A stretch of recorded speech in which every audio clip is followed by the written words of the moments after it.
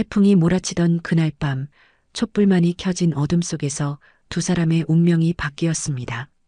혼자 있으니 무서워요. 올라오실 수 있나요? 소희의 떨리는 목소리에서 진짜 두려움이 느껴졌지만 그녀의 옷차림을 보고 알 수 있었죠.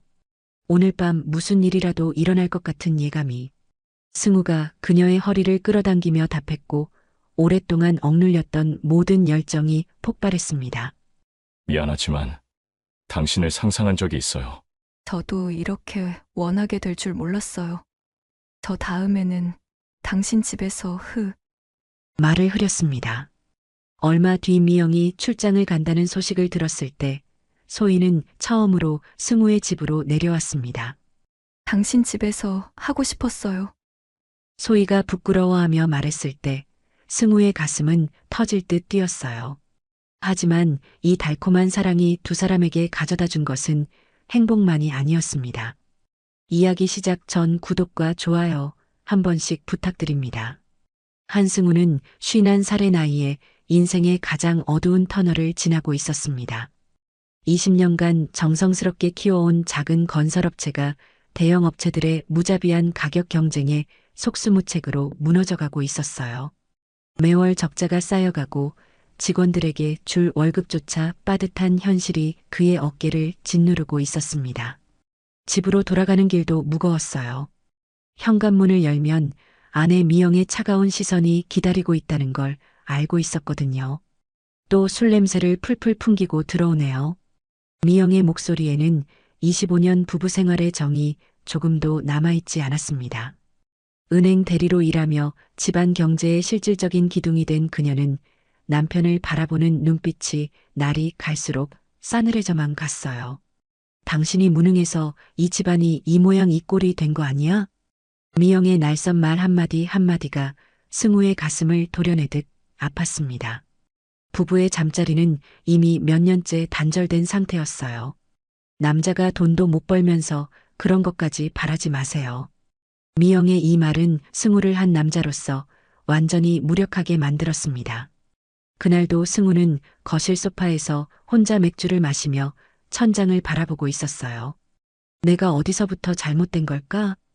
그런 생각이 머릿속을 맴돌았습니다. 밤늦게 편의점에 담배를 사러 나갔던 승우는 아파트 엘리베이터에서 위층에 사는 김소희를 만났어요. 비에 젖은 머리카락을 뒤로 넘기며 한숨을 쉬는 그녀의 모습이 유독 눈에 들어왔습니다. 오늘 참 힘든 하루였네요. 소희가 중얼거린 이 한마디에서 승우는 묘한 동질감을 느꼈어요. 46세의 소희는 피아노 학원을 운영하는 우아한 여성이었지만 그녀의 눈에서도 깊은 피로와 외로움이 느껴졌거든요. 정말 그러네요. 요즘 힘든 일들이 많으시나 봐요. 승우가 조심스럽게 말을 건넸을 때 소희는 잠시 그를 바라보더니 씁쓸한 미소를 지었습니다. 다들 겉으로는 괜찮은 척하며 살아가지만 속은 다 비슷한 것 같아요. 엘리베이터 문이 열리고 소희가 내리면서 남긴 이 말은 승우의 가슴 한구석에 따뜻한 위로처럼 남아 있었어요. 그날 밤 승우는 오랜만에 깊게 잠들 수 있었습니다. 누군가 자신의 마음을 이해해준다는 그 작은 위로 하나만으로도요. 그 후로 승우와 소희는 자주 마주치게 되었습니다. 아침에 신문을 가지러 나오다가 저녁에 쓰레기를 버리러 나오다가 그리고 아파트 단지 벤치에서 담배를 피우다가도 만났어요. 처음엔 가벼운 인사 정도였지만 점차 대화가 길어지기 시작했습니다. 택배가 잘못 와서 대신 받아뒀어요. 소희가 승우네 집 앞에 놓인 택배를 가리키며 말했을 때 승우는 그녀의 세심한 배려에 고마움을 느꼈어요. 감사합니다.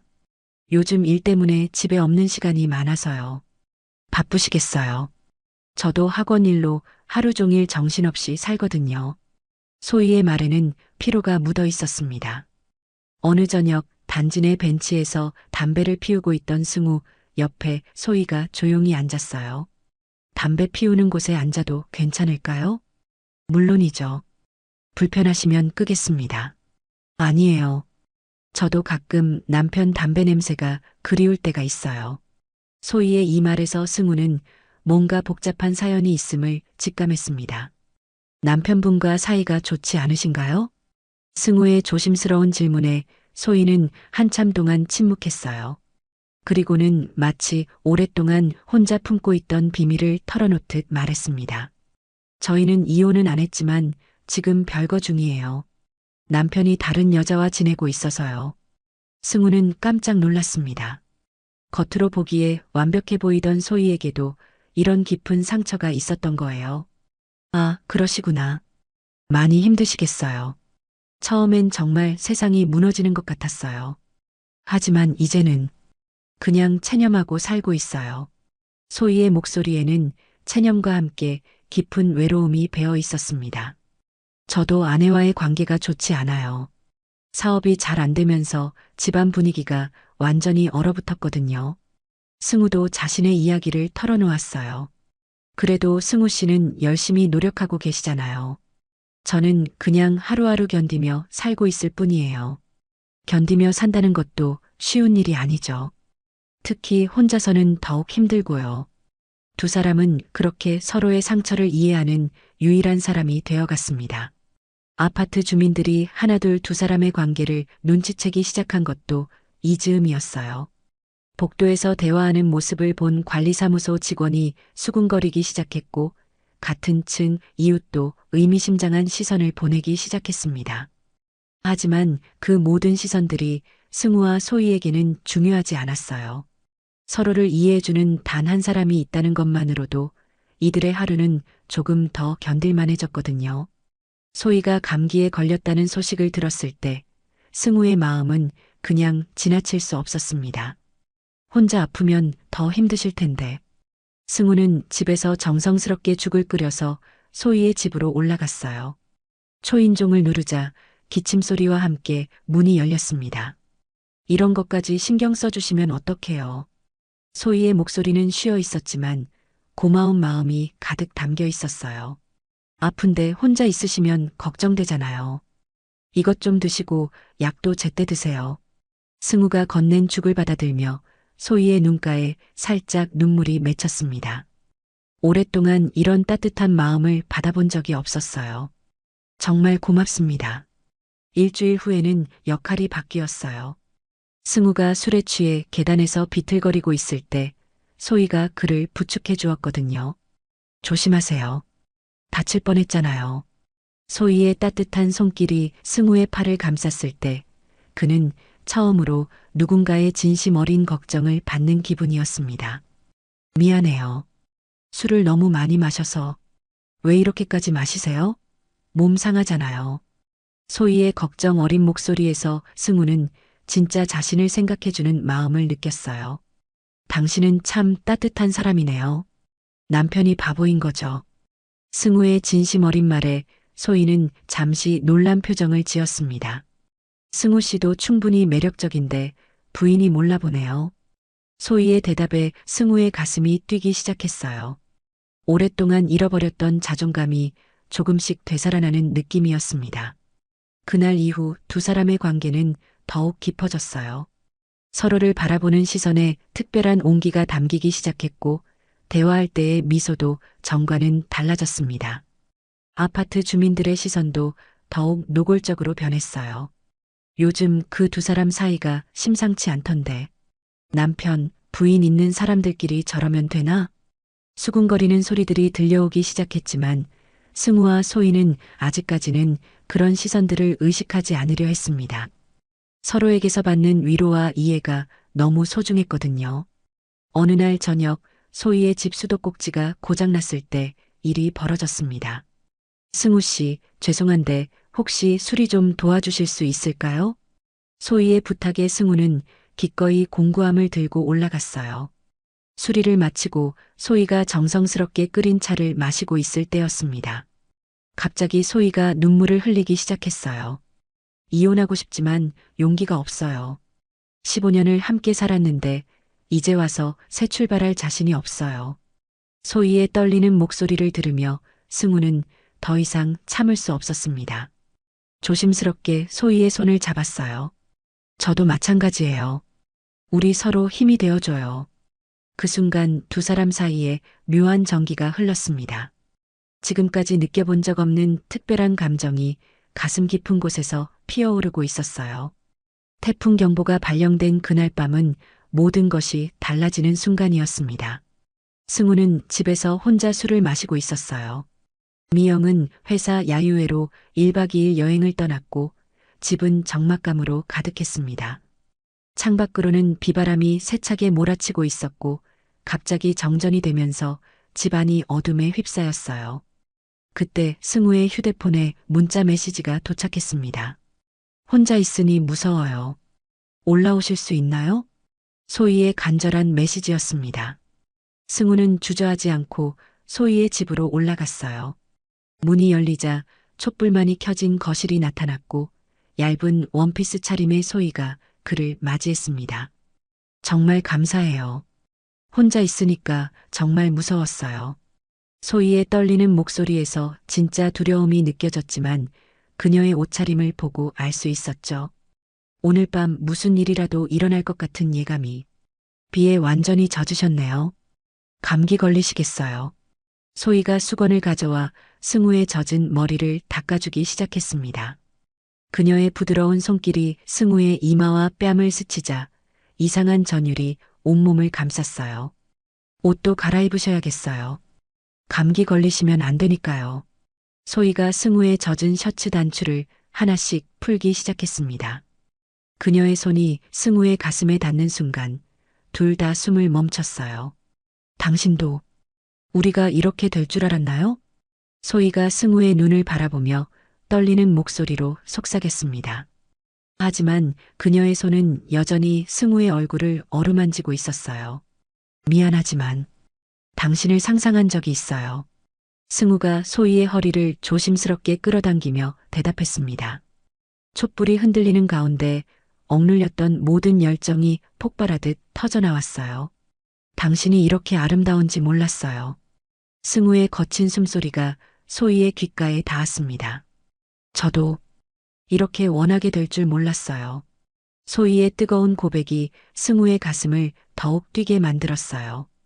바깥의 태풍은 더욱 거세졌지만 두 사람에게는 오히려 세상과 단절된 듯한 평온함이 찾아왔습니다.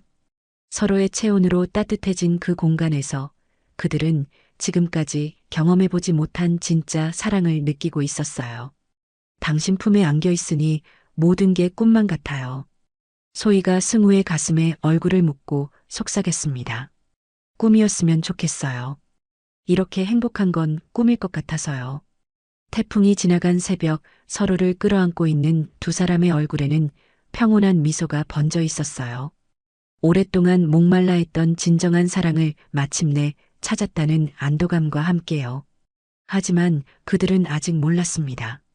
이 아름다운 순간이 곧 돌이킬 수 없는 운명의 시작이라는 것을요. 그날 밤 이후 승우와 소희의 만남은 더욱 치밀하고 열정적으로 변했습니다. 서로를 향한 마음을 확인한 뒤로는 조그만 기회라도 있으면 만나려 했어요. 미영이 출장을 간다는 소식을 들었을 때 소희는 처음으로 승우의 집으로 내려왔습니다. 당신 집에서 하고 싶었어요.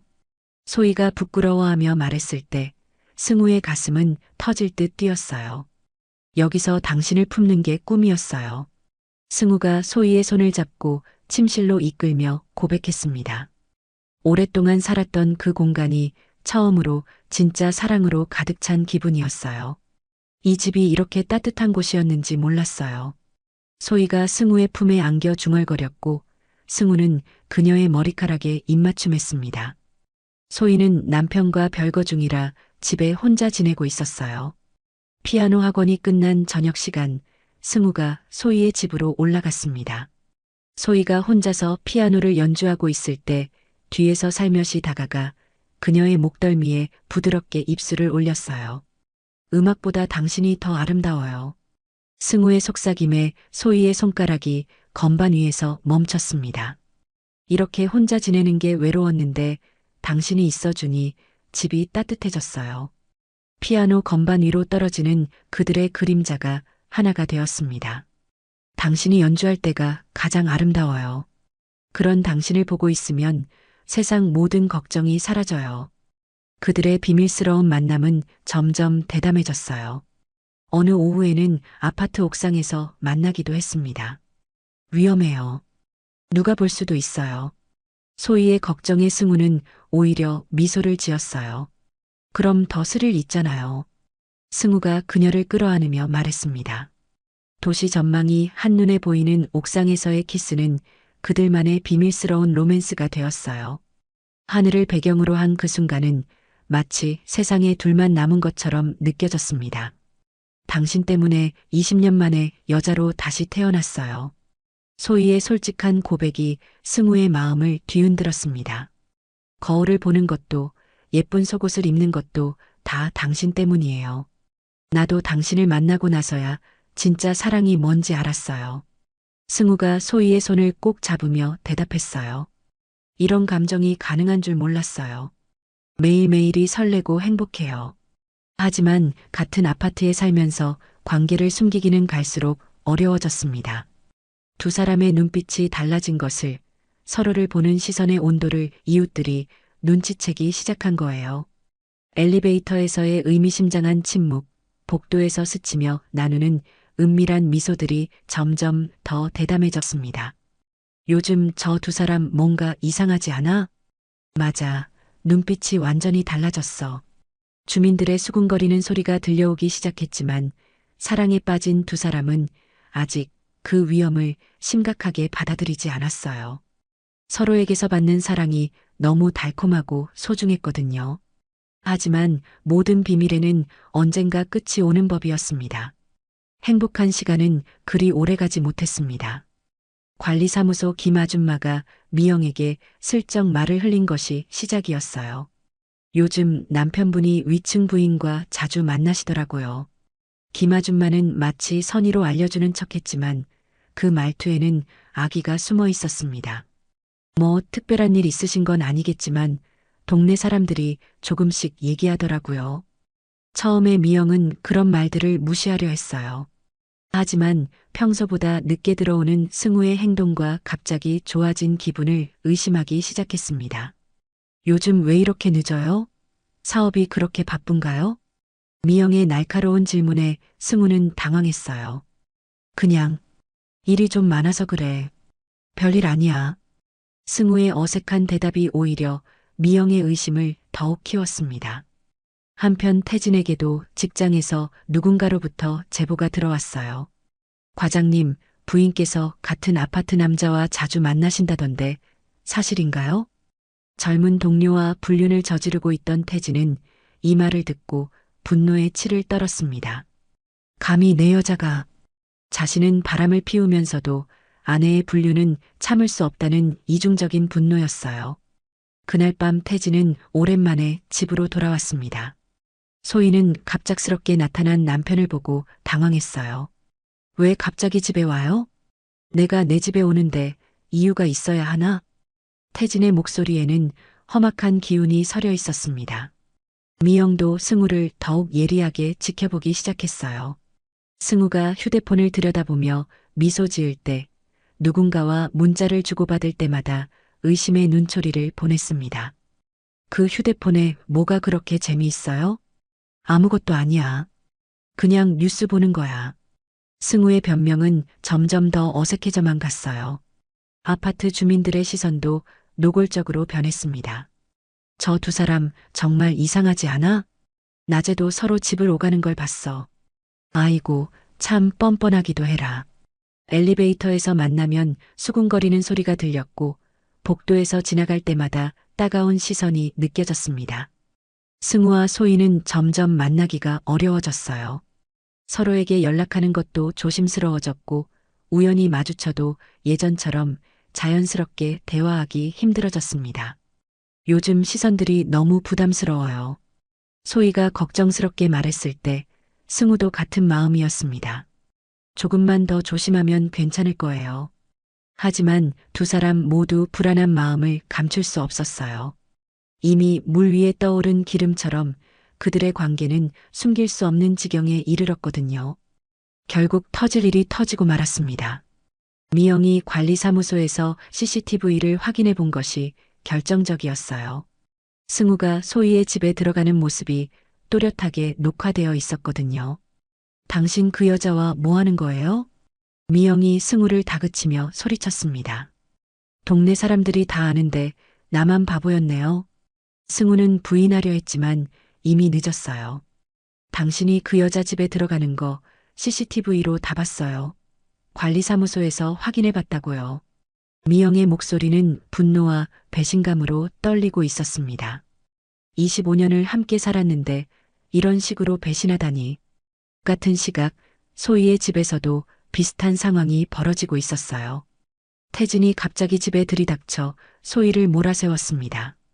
감히 남편이 있는 여자가 어떻게 다른 남자와. 태진의 거친 목소리가 집안을 울렸습니다. 당신이 할 말은 아니잖아요. 소희가 용기를 내어 맞섰어요. 당신도 다른 여자와 지내면서 왜 저만 탓해요? 내가 바람을 피워도 너는 내 부인이야. 체면이라는 게 있어. 태진은 말도 안 되는 이중잣대로 소희를 비난했습니다. 그리고는 참지 못하고 소희의 뺨을 때렸어요. 아! 소희가 비명을 지르며 바닥에 주저앉았습니다. 뺨에 빨간 손자국이 선명하게 남았어요. 감히 남편한테 대들어? 너 같은 년이. 태진의 폭력은 거기서 멈추지 않았습니다. 소희의 머리채를 잡고 흔들었어요. 이웃들한테 창피를 당하고 회사에서 비웃음거리가 됐어. 미영과 승우의 집에서는 그릇이 깨지는 소리가 들렸습니다. 이 집에서 당장 나가요. 미영이 접시를 바닥에 내던지며 소리쳤어요. 당신 같은 사람과는 하루도 더 살 수 없어요. 여보, 진정하고 얘기해보자. 진정하라고? 당신이 바람 피우는 동안 나만 바보였는데? 미영의 분노는 수년간 쌓인 불만이 한꺼번에 터져 나오는 것 같았어요. 당신은 경제적으로도 무능하고 인격적으로도 실망스러워요. 그날 밤 두 집 모두 잠들지 못했습니다. 승우는 거실 소파에서, 소희는 멍든 뺨을 감싸고 침실에서 각각 눈물을 흘렸어요. 서로를 사랑한다는 이유로 시작된 일이 이렇게 많은 사람을 아프게 할 줄은 몰랐습니다. 다음 날부터 아파트 분위기는 완전히 달라졌습니다. 승우와 소희의 불륜이 이제는 공공연한 비밀이 되어버렸어요. 엘리베이터에서 만나면 주민들은 노골적으로 수군거렸습니다. 아이고, 저런 일이 우리 아파트에서 일어나다니. 부끄러운 줄도 모르고 어떻게 저런 짓을 해? 심지어 아이들까지도 부모들의 이야기를 듣고 수군거렸어요. 불륜 아저씨다. 우리 엄마가 가까이 가지 말라고 했어. 승우가 아파트 현관을 지날 때마다 아이들의 수군거리는 소리가 들렸습니다. 소희도 마찬가지였어요. 피아노 학원을 운영하고 있던 그녀에게는 더욱 치명적이었습니다. 학부모들이 하나둘씩 아이들을 다른 학원으로 보내기 시작했어요. 선생님 같은 분한테 우리 아이를 맡길 수는 없어요. 도덕적으로 문제가 있는 분 아니에요? 학부모들의 차가운 시선과 말들이 소희의 가슴을 찌르듯 아팠습니다. 엄마, 선생님이 나쁜 사람이에요? 순진한 아이의 질문에 소희는 대답할 말을 찾을 수 없었어요. 승우의 건설업체 상황도 더욱 악화되었습니다. 동네에서 소문이 퍼지면서 일거리가 더욱 줄어들었거든요. 그런 사람한테 집 공사를 맡기겠어요? 인격에 문제가 있는 것 같은데. 클라이언트들이 하나둘씩 발길을 돌렸습니다. 승우와 소희는 서로 만나기조차 어려워졌어요. 복도에서 마주쳐도 피해 다녀야 했고 엘리베이터에서 만나면 어색한 침묵만 흘렀습니다. 이렇게 사는 게 맞나 싶어요. 소희가 마지막으로 승우에게 보낸 문자였습니다. 저도 어떻게 해야 할지 모르겠어요. 승우의 답장도 절망감으로 가득했어요. 두 사람의 사랑은 점점 무거운 짐이 되어갔습니다. 처음에는 서로에게 위로가 되었던 만남이 이제는 서로를 더욱 힘들게 만드는 원인이 되어버린 거예요. 우리가 너무 성급했나 봐요. 소희의 후회 섞인 목소리에 승우도 마음이 아팠습니다.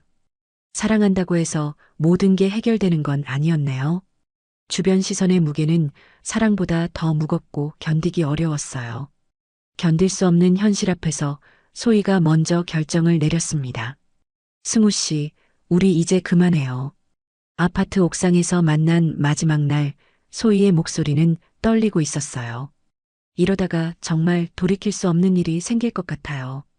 승우는 이런 말을 들을 줄 알고 있었지만 막상 들으니 가슴이 무너지는 것 같았습니다. 하지만 난 당신이 없으면. 승우가 매달리듯 말했지만 소희는 고개를 저었어요. 우린 처음부터 불가능했어요. 소희의 눈에 눈물이 맺혔습니다. 서로를 사랑한다고 해서 모든 게 정당해지는 건 아니었어요. 그럼 지금까지 우리가 나눈 사랑은 뭐가 되는 거예요? 승우의 절규 같은 질문에 소희는 더욱 눈물을 흘렸어요. 소중한 추억으로 남겨둬요. 더 이상 서로를 힘들게 하지 말고요. 그날 이후 두 사람은 정말로 만나지 않았습니다. 같은 아파트에 살면서도 서로를 피해 다녔어요. 엘리베이터 시간을 피해 계단을 이용하고 쓰레기 버리는 시간도 달리했습니다. 하지만 헤어진다고 해서 주변 상황이 나아지지는 않았어요. 이미 퍼진 소문은 계속해서 두 사람을 괴롭혔습니다. 미영은 승우에게 이혼 통보를 했어요. 20여 년을 참고 살았는데 이제 끝이에요. 미영의 차가운 목소리에는 더 이상 정이 남아있지 않았습니다. 당신은 경제적으로도 능력 없고 인격적으로도 실망스러워요. 승우의 건설업체도 결국 부도를 맞았습니다. 소문 때문에 일거리가 완전히 끊어진 데다가 기존 채무까지 감당할 수 없게 된 거예요. 이제 정말 모든 걸 잃었구나. 승우는 빈 사무실을 바라보며 중얼거렸습니다. 소희의 상황도 마찬가지였어요. 피아노 학원은 학생들이 모두 떠나면서 문을 닫게 되었습니다. 태진은 이혼을 요구하면서도 비정한 조건을 내걸었어요. 내가 먼저 배신했으니 이혼하더라도 위자료는 포기해. 재산 분할도 기대하지 마. 모든 게 내 잘못이야. 소희는 항변할 힘도 없었어요. 자신이 저지른 일의 대가가 이렇게 혹독할 줄은 몰랐거든요. 이 모든 게 제 선택의 결과네요. 소희는 텅 빈 학원을 정리하며 혼자 중얼거렸습니다. 두 사람이 찾았다고 믿었던 사랑의 대가는 너무나 컸어요. 모든 것을 잃은 승우는 아파트를 떠나야 했습니다. 이혼 과정에서 집은 미영에게 넘어갔고 승우는 작은 원룸으로 이사를 갔어요. 25년간 살았던 보금자리를 떠나는 날, 승우의 마음은 공허했습니다. 이게 내 인생의 끝인가? 짐을 정리하며 승우는 깊은 한숨을 내쉬었어요. 소희에게도 비슷한 시련이 찾아왔습니다. 태진과의 이혼이 성립되면서 그녀도 아파트를 떠나야 했어요. 20년간 살았던 집, 피아노가 있던 그 공간을 떠나는 것은 마치 자신의 일부를 떼어내는 것 같았습니다. 모든 게 제 욕심 때문이었어요. 소희는 피아노 앞에서 마지막 연주를 했어요. 손가락이 건반을 누를 때마다 승우와의 추억이 떠올랐습니다. 두 사람은 각자 다른 곳으로 흩어졌어요. 승우는 건설업을 완전히 접고 작은 리모델링 업체에서 일용직으로 일하기 시작했습니다. 사장에서 직장인으로, 그것도 막내 신분으로 새로 시작하는 것은 자존심이 상하는 일이었어요. 승우 씨, 이 일은 경험이 부족하시니까 천천히 배워보세요. 자신보다 훨씬 어린 동료가 가르쳐주는 일들을 받아들여야 했습니다. 네, 알겠습니다. 승우는 고개를 숙이며 대답했어요. 소희는 고향으로 내려가기로 결정했습니다. 서울에서의 모든 것을 정리하고 부산에 있는 친정 근처로 이사를 간 거예요. 딸, 많이 힘들었지? 오랜만에 만난 어머니의 따뜻한 품에서 소희는 한참을 울었습니다. 엄마, 저 정말 잘못했어요. 이제 다 지난 일이야. 새로 시작하면 돼. 어머니의 위로가 소희에게는 큰 힘이 되었어요. 하지만 새로 시작한다는 것이 말처럼 쉽지는 않았습니다. 나이 50에 가까운 나이에 모든 것을 다시 시작한다는 것은 쉽지 않은 일이었거든요. 승우는 매일 반복되는 일상 속에서 공허함을 느꼈어요. 아침에 일어나서 출근하고 일하고 저녁에 원룸으로 돌아오는 단조로운 생활. 이게 내가 원했던 삶일까? 승우는 종종 자문했습니다. 소희도 마찬가지였어요. 고향에서 작은 음악 교실을 준비하고 있었지만 마음 한구석은 여전히 공허했습니다. 승우 씨는 지금 어떻게 지내고 계실까? 가끔씩 승우가 그리웠지만 연락할 용기는 없었어요. 두 사람 모두 각자의 자리에서 후회와 그리움을 안고 살아가고 있었습니다. 시간이 흘러 계절이 바뀌고 승우는 자신의 삶을 되돌아보게 되었습니다. 원룸에서 혼자 보내는 저녁 시간이 많아지면서 지나간 일들에 대해 깊이 생각할 기회가 생겼어요. 내가 정말 원했던 게 뭐였을까? 승우는 창밖을 바라보며 자문했습니다. 소희와의 사랑이 진심이었다는 것은 분명했어요. 하지만 그 사랑 때문에 너무 많은 것들을 잃었습니다. 가족, 사업, 명예, 그리고 평온한 일상까지도요. 사랑만 있으면 모든 게 해결될 줄 알았는데 승우는 자신의 순진했던 생각을 후회했습니다. 미영과 마지막으로 이혼 서류를 정리하러 만났을 때였어요. 그때 우리가 서로에게 좀 더 관심을 가졌다면 어땠을까요? 미영이 의외로 차분한 목소리로 말했습니다. 당신도 저도 서로를 너무 당연하게 여겼던 것 같아요. 승우는 미영의 말에 깊이 공감했어요. 맞아요. 난 당신이 항상 거기 있을 거라고 생각했어요. 저도 당신이 변하지 않을 거라고 생각했고요. 그때 승우는 깨달았습니다. 자신이 소희에게서 찾으려 했던 것들이 사실은 미영에게도 있었다는 것을요. 따뜻한 관심, 이해, 그리고 사랑. 단지 자신이 그것을 알아보지 못했을 뿐이었습니다. 우리가 좀 더 노력했다면 달랐을 텐데요. 승우의 후회 섞인 말에 미영도 고개를 끄덕였어요. 이제는 너무 늦었지만요. 소희도 고향에서 비슷한 깨달음을 얻고 있었습니다. 작은 음악 교실을 열면서 새로운 학생들을 가르치기 시작했어요. 아이들의 맑은 웃음소리와 피아노 소리가 어우러지는 공간에서 소희는 자신이 정말로 소중하게 여겨야 할 것들을 발견했습니다. 선생님, 이 곡 정말 어려워요. 괜찮아. 천천히 연습하면 돼. 선생님이 도와줄게. 아이들을 가르치면서 소희는 순수한 기쁨을 다시 느꼈어요. 승우와의 사랑도 소중했지만 이런 일상의 소소한 행복도 얼마나 귀한 것인지 알게 되었습니다. 그때 제가 너무 성급했나 봐요. 소희는 혼자 중얼거렸습니다.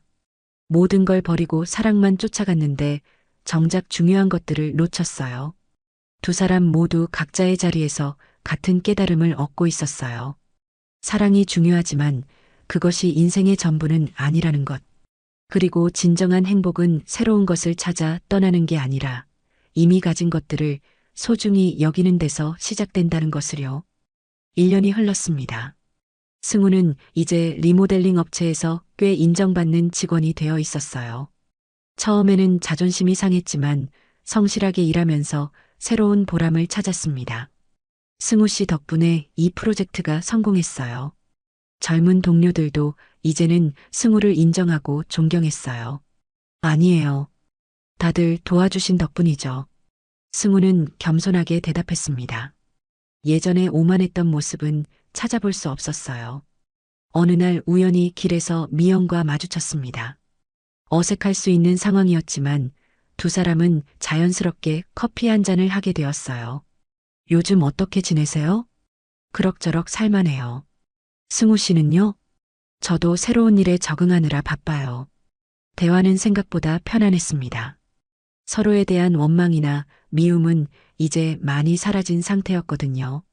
그때 일을 생각하면 저도 잘못이 많았어요. 미영이 먼저 말을 꺼냈습니다. 당신만 탓할 일은 아니었던 것 같아요.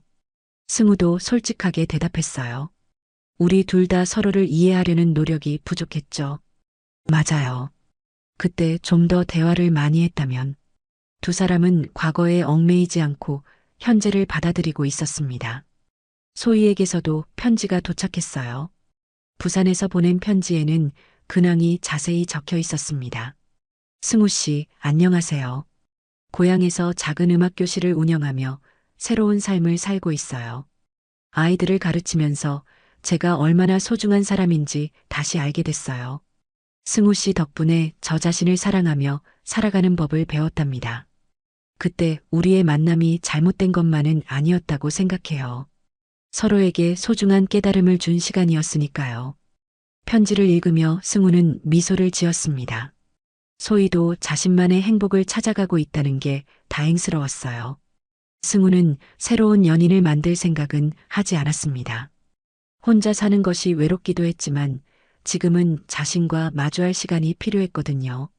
가끔 예전 아파트를 지나치면서 생각했어요. 행복은 멀리 있지 않았구나. 승우는 깨달았습니다. 바로 내 옆에 있었는데 나는 그것을 소중히 여기지 못했어. 사랑은 새로운 사람에게서 찾는 것이 아니라 이미 내 곁에 있는 사람과 함께 만들어가는 것이었구나. 승우는 이제 그 진리를 깨달았어요.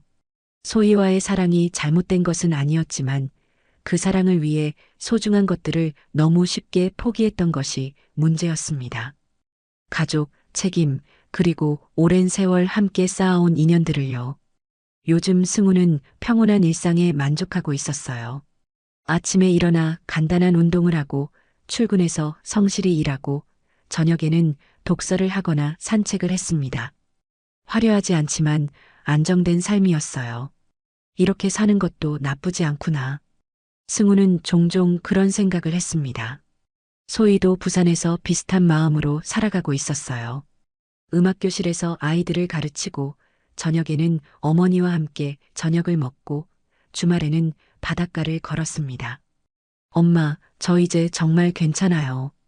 소희가 어머니에게 말했을 때 그 말은 진심이었어요. 그래, 내가 행복해 보여서 엄마도 기뻐. 어머니의 따뜻한 미소가 소희의 마음을 더욱 편안하게 만들었습니다. 두 사람은 각자의 자리에서 진정한 성숙을 배워가고 있었어요. 사랑이 모든 것을 해결해 주지는 않는다는 것, 때로는 포기하는 것이 진정한 사랑일 수도 있다는 것을 말이에요. 그리고 가장 중요한 것은 자신을 사랑하는 법을 배우는 것이었습니다. 다른 누군가에게서 받는 사랑만큼이나 스스로에게 주는 사랑도 소중하다는 것을요. 승우는 가끔 소희를 그리워했지만 그 그리움을 아름다운 추억으로 간직했어요. 소희도 마찬가지였습니다. 승우와의 만남이 자신에게 큰 변화를 가져다 주었다는 것을 인정하면서도 이제는 그 추억을 가슴에 묻고 앞으로 나아가고 있었어요. 어느 봄날 저녁 승우는 한강변을 걸으면서 생각했습니다. 인생이 참 길구나. 쉰을 넘긴 나이에도 여전히 배울 것이 많았고 새롭게 시작할 수 있는 일들이 많다는 걸 깨달았어요. 앞으로도 실수할 수 있지만 그때마다 배워나가면 되는 거야. 승우의 얼굴에 평온한 미소가 번졌습니다. 같은 시각 부산 바닷가에서 소희도 석양을 바라보며 비슷한 생각을 하고 있었어요. 새로운 시작이라는 게 이런 기분인가 봐. 소희도 미소를 지었습니다.